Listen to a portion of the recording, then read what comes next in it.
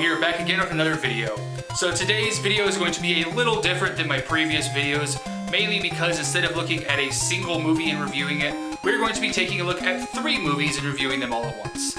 The main reason I am doing this is because when I was writing the script for the reviews of these movies, there wasn't a whole lot there. Content-wise, I didn't feel like I could make a solid 8 to 10 minute video like I have with my previous single movie reviews. So I decided to myself, fuck it. Why not just review them all at once? This is a new series that I'm starting called Triple Feature. Future installments of this series might have 4 to 5 to 6 movies in a single episode, but it's still going to be called Triple Feature. Because fuck you, it's my channel, I can do what I want. So let's go ahead and jump into the first review, guys. I do not kill with my gun.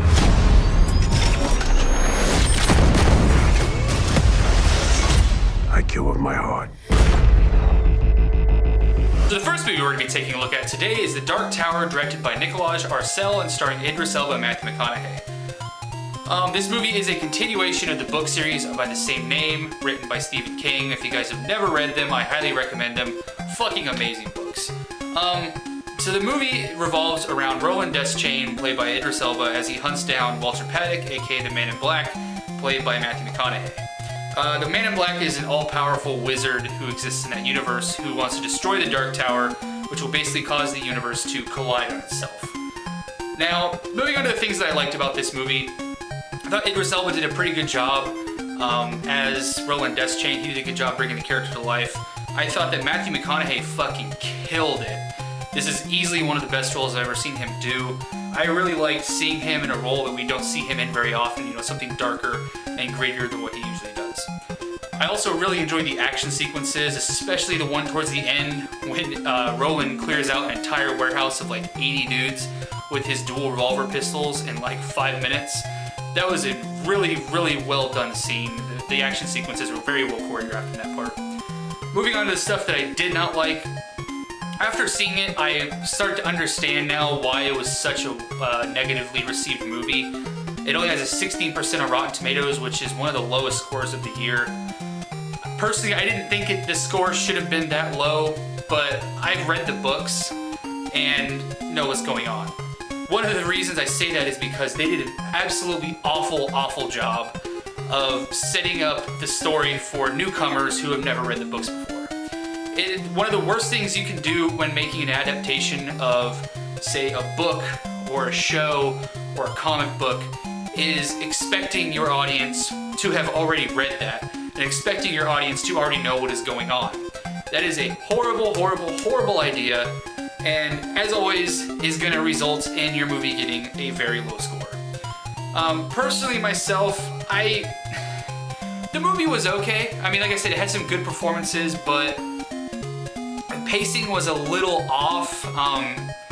It started out really slow and took it a while to get into, you know, the beef of the story. The kid who played Jake Chambers was surprisingly decent. You know, most child actors are shit at their job, but you know, he did a good job.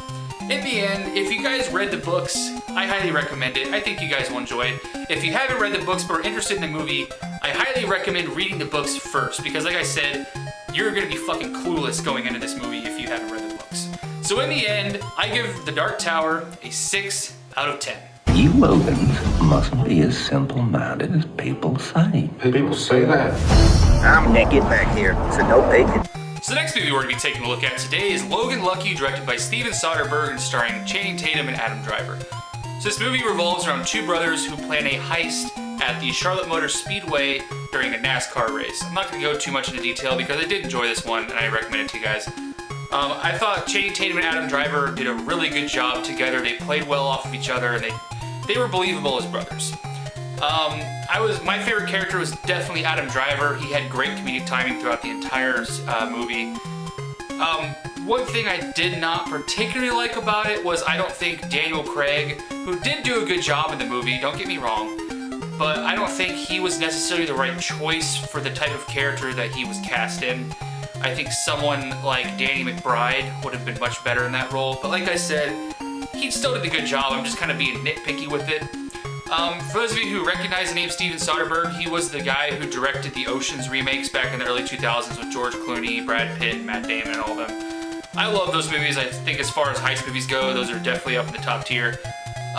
Comparing Logan Lucky to the Ocean's movies, I still like the Ocean's movies better, but this one, it was still pretty good. You know, this is the best movie that I'm going to be taking a look at today of the three.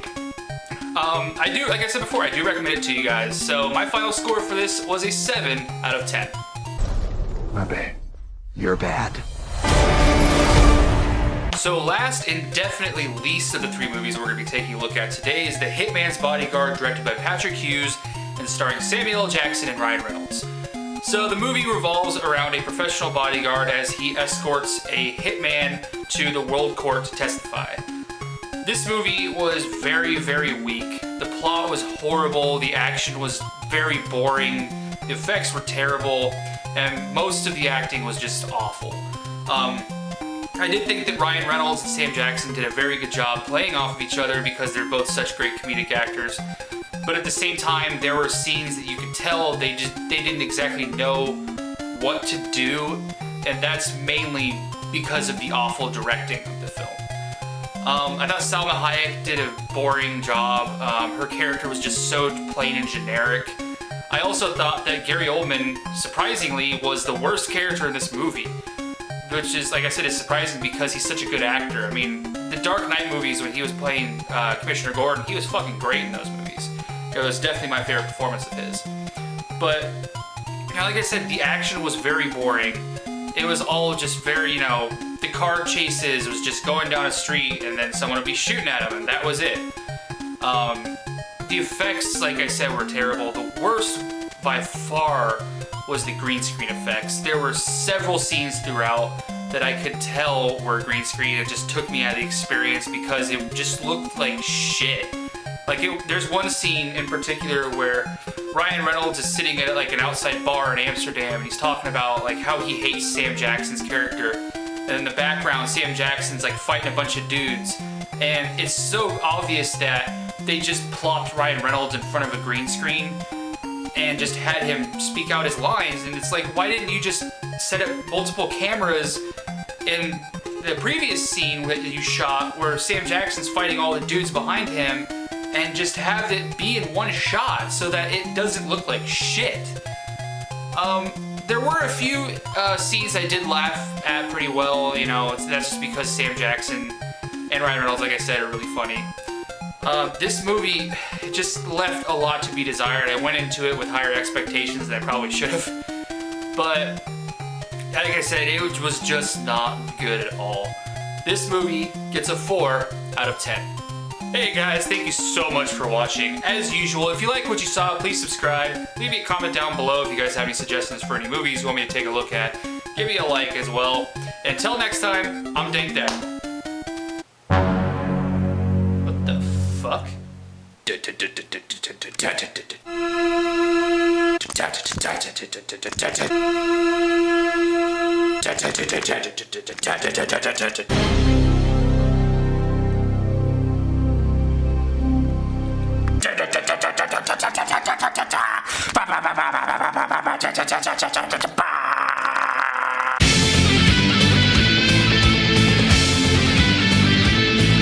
But she's so nice, but she's so nice, but she's so nice. But she's so nice, but she's so nice, but she's so nice.